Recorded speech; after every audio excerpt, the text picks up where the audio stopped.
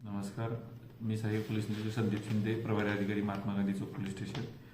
Finance कंपनीचे वसुली agent असल्याचे भासून वाहन चालकास थांबवून त्यास हायवेवरती लुटण्याचा प्रकार घडला होता.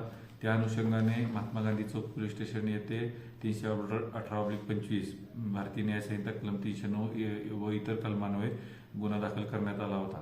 फिर्यादी यांनी पोलीस स्टेशन येथे येताच 2 तासाच्या आत महात्मा गांधी चौक पोलीस स्टेशनकडील देवी पथकाने यातील आरोपींचा कुठलाही ठाव ठिकाणा इत्यादी माहीत नसताना तांत्रिक पुराव्याच्या आधारे आरोपीचा शोध घेऊन आरोपींना 2 तासाच्या आत अटक केली होती.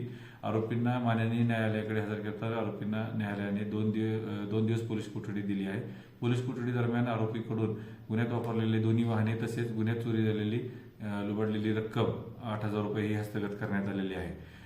यात माननीय जिल्ह्याचे पोलीस अधीक्षक माननीय संदीप गुगे, अपर पोलीस अधीक्षक कल्पना बारावकर मॅडम, SDPO माननीय प्रैल गिल्डा सर यांच्या मार्गदर्शनाखाली वारंवार अशा प्रकारे लूटमार करणाऱ्या टोळीबाबत आम्ही कारवाईसाठी प्रयत्नशील होतो. या गुन्ह्यातील फिर्यादी यांना थकीत हप्त्याच्या ऐवजी कमी रक्कम घेऊन सेटलमेंट करण्याच्या प्रयत्नामध्ये आरोपींनी लूटमार केल्याची घटना घडली होती.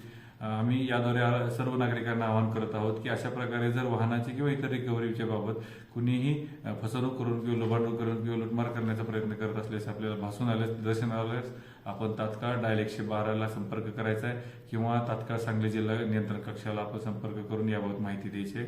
महात्मा गांधी चौक पोलीस स्टेशन अशा प्रकारे लुटमार करणाऱ्या टोळींवर यापुढे देखील कठोर कारवाई करणार आहे.